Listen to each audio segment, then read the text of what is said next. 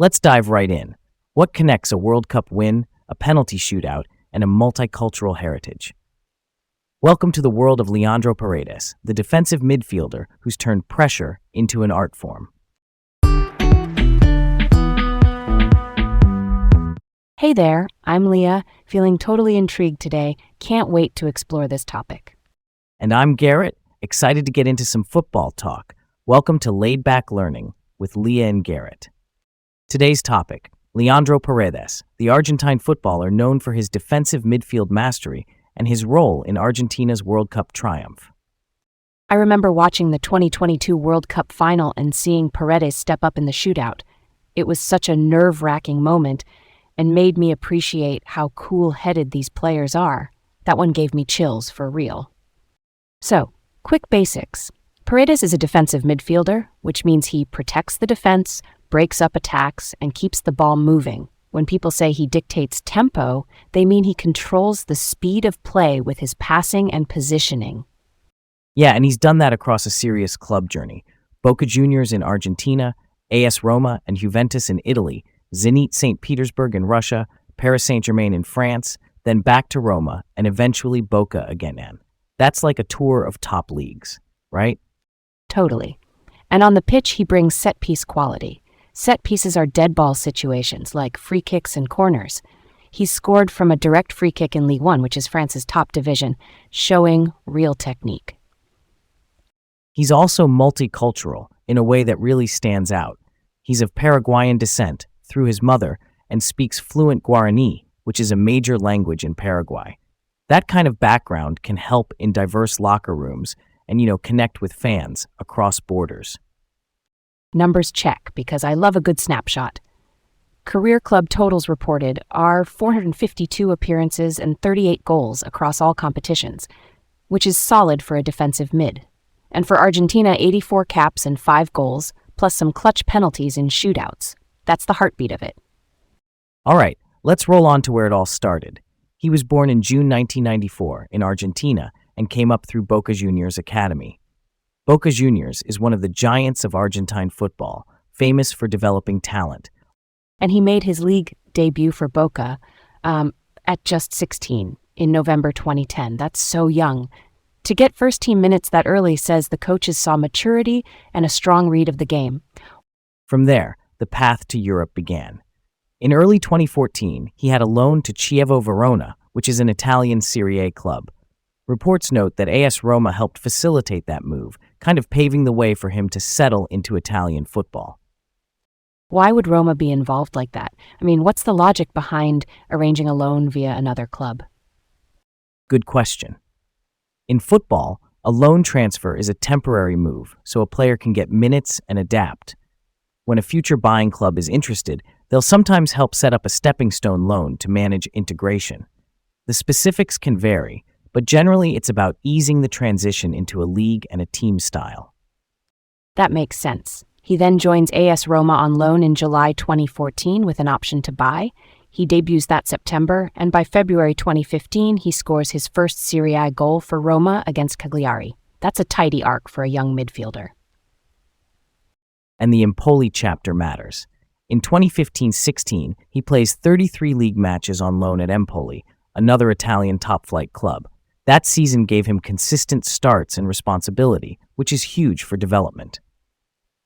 Roma then buy him permanently in June 2015, reportedly for €6 million. It shows they believed in his long-term value, even as he kept growing via that Empoli stint. So by this point, the profile is clear. A deep midfielder who's calm under pressure, can pass through lines, and chip in with the occasional goal. That's pretty cool, right? Next up, the big move to Zenit St. Petersburg in July 2017. Zenit is a top Russian club, and the fee was significant, €23 million plus add-ons, which are extra payments triggered by conditions like appearances or trophies. In 2017-18, he racks up 39 appearances and 6 goals across competitions for Zenit. That's notable output for a holding mid. Then 2018-19 adds another 22 appearances and 4 goals before he heads to Paris. Paris Saint-Germain, or PSG, announces him in January 2019 on a long contract. fee reported at €40 million, potentially rising to €47 million. That's a statement putting him into a Champions League-level squad loaded with talent. He scores his first PSG goal in January 2020, exactly 1 year after signing, in a Coupe de France match against Pau. And he wore the captain's armband that day. Anniversary goal plus armband. Wild how that works out. And then that free kick in Ligue 1 against Strasbourg in April 2021. A direct free kick is when you can shoot straight at goal from the spot of the foul. For a defensive midfielder to bend one in like that, it's just fun to watch. His trophy case fills up at PSG too. Multiple Ligue 1 titles, domestic cups, and even a run to the Champions League final in 2020, where PSG finished runners-up. Not gonna lie, that's elite mileage. Then there's the Juventus loan in 2022-23, back to Serie A. More high-level minutes, more consistency, and through it all, he keeps this reputation for composure, especially when the stakes rise. All right, let's shift over to his international peak. He debuts for Argentina in June 2017 under coach Jorge Sampaoli, who's a well-known Argentine manager. Scores on debut in a 6-0 over Singapore. That's a dream start. By 2019, he's in Lionel Scaloni's Copa America squad, Scaloni being the coach who guided Argentina's rebuild. And he makes the tournaments. That's a big individual nod, even though Argentina finished third. 2021 Copa America arrives. He converts in the semi-final shootout versus Colombia, helping Argentina reach and then win the final.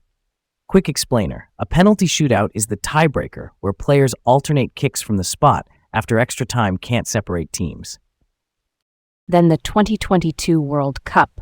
In the quarterfinal against the Netherlands, there's that heated moment after a foul on Nathan Ake, who is a Dutch defender. Emotions boil over, but when it goes to penalties, Paredes converts his kick. And in the final versus France, after that epic 3-3 draw, he scores in the shootout again. Argentina win the World Cup. That takes nerve. That hits different when a defensive mid is nailing pressure penalties. The story keeps going. He returns to AS Roma in August 2023, becomes a regular with nearly 50 appearances in 2023-24, and then moves back to Boca Juniors in July 2025. Reports said he took the number 5 shirt, traditionally the holding midfielder's number at Boca. And internationally, he stays central. Argentina win Copa America again in 2024. He's named to the 2026 World Cup squad, and Argentina go all the way to the final, finishing runners-up to Spain in extra time. Speaking of that final, there's also that note about a post-final altercation in 2026 involving Spain's Eric Garcia and Gavi, both Spanish internationals. Now, reporting on incidents like that can vary until official findings come out, but it shows the intensity of those moments at the very top level. Zooming out, you see a pattern. Coaches trust him in big spots, club and country. He's not always the headline act, but he's the guy you call when you need control, a calm pass, or a penalty under pressure. Here's a wrinkle I've been thinking about. There's debate about the exact transfer fee when he returned to Roma in 2023. Was it really around €4 million, or were there undisclosed add-ons tucked into the deal? I lean toward the idea that it was around €4 million, but the key word is around. Clubs often keep the final number fuzzy. Add-ons, those conditional bonuses, can move a headline fee up or down based on performance or appearances. Right, and small differences matter. Fans read €4 million versus, say, 5 or 6, and suddenly a deal feels like a bargain or not. Even a modest swing can change the public perception of how a player is valued. For sure. I also think it's strategic. If Roma want leverage in future negotiations, keeping the fee in a gray zone helps. It's like poker. You don't show every card unless you have to. But then, transparency is good for the ecosystem. I get why clubs protect details, but as a follower, I want to understand the full valuation picture. Real talk, that's close to the heart of it for me. We can meet in the middle, except that undisclosed add-ons exist and that reported numbers can be estimates. Meanwhile, we judge the sporting impact. He played a central role at Roma after returning, which kind of validates the investment either way. Agreed. And it also shows how different leagues price roles. A deep midfielder who controls tempo might not have flashy stats, but if he elevates a team's structure, that's real value, even if the headline fee looks modest. That's a solid point. Context is everything. And with Paredes, the pattern of trust from top clubs tells you plenty about what he brings beyond numbers. In pop culture terms, his 2022 World Cup role had major resonance.